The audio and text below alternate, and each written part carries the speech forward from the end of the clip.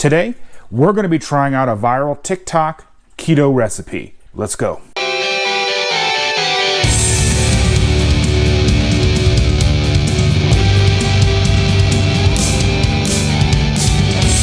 Welcome back, everybody. Like I said, today we are going to be trying out a viral TikTok. We are going to be taking cheese. I've got extra cheddar.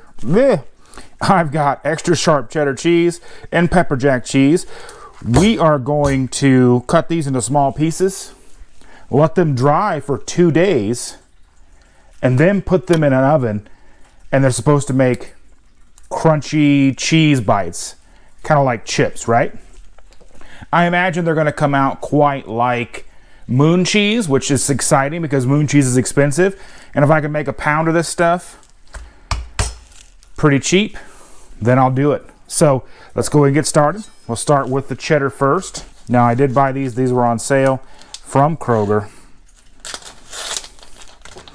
All right, so we're going to cut these.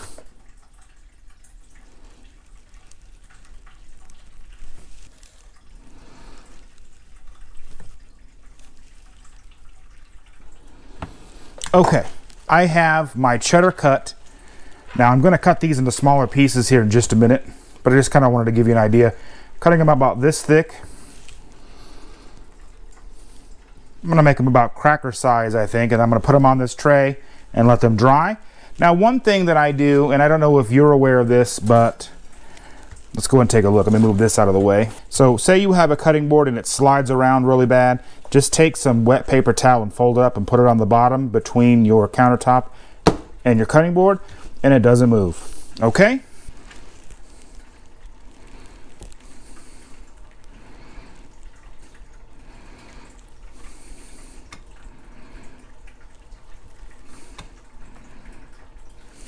I figure they don't need to be too far apart. They're going to dry out over the next couple of days.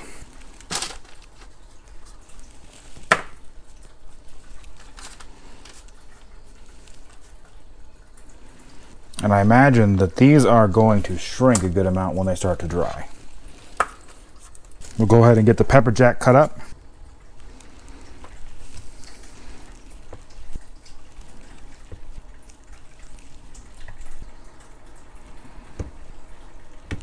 See, these are much bigger, but we will see how they perform in the oven. They may all melt together, I don't know. But like I said, we're gonna let these dry for a couple of days like you're supposed to. They're supposed to pop and crackle when you put them in the oven, but we'll see. All right, I was able to get both 1 pound blocks on the cookie sheet. Like I said, I don't know if these are gonna be too big to perform the way they're supposed to. We'll see how they react once they're dried. I'm gonna go ahead and put a sheet of parchment paper down on top of these.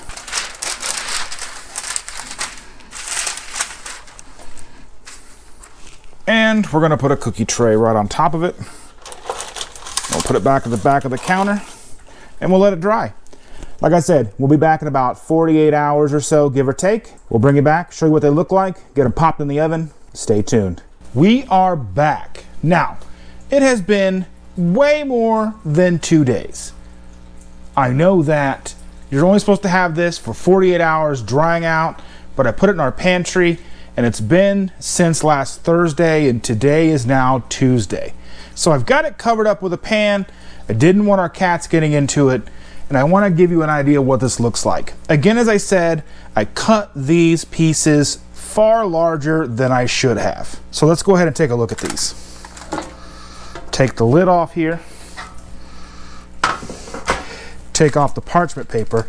Now when I bake this at 395, we are going to put this cover back on.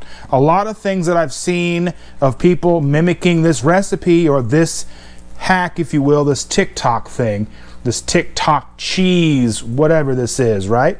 Pops all over the oven and burns on the bottom of your oven, and I don't want to have to clean that up. So as you can see, the grease has risen to the top. These are pretty hard. I'm pretty sure that these large chunks needed that amount of time to dry off. What I'm going to do is take a paper towel and kind of pat these a little bit from the oil. Probably won't take much of it up. but we'll see how this reacts in the oven when I bake it. I'm gonna bake these a little longer than 5 minutes, probably 6 minutes, maybe till they start to pop in my oven, but that's why I'm gonna cover this up. You can see the grease. We're gonna give this a couple of minutes here to preheat. As I said, this needs to be 395 according to TikTok. So we're gonna put our layer back on, and I'm gonna put this back on.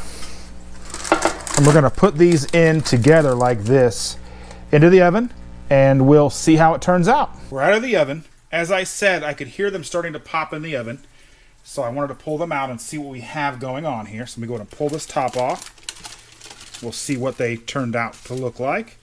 Like I said, I cut them extremely large, so we'll see if they just melted down to nothing or if they're little crispy bits. You can kind of hear them popping, yeah? Pull off the paper.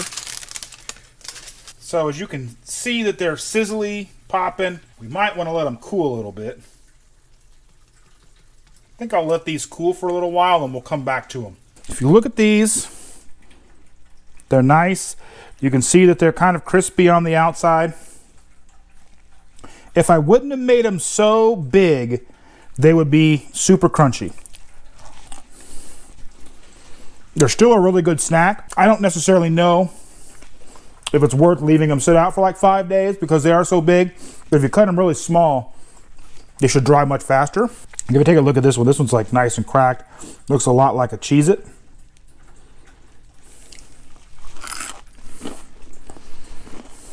That was very crunchy. That was good. I consider this a success, even though I cut them way too big because I was trying to be like Mr. Corner Cutter, right? So I recommend these. Give them a try. They're pretty awesome.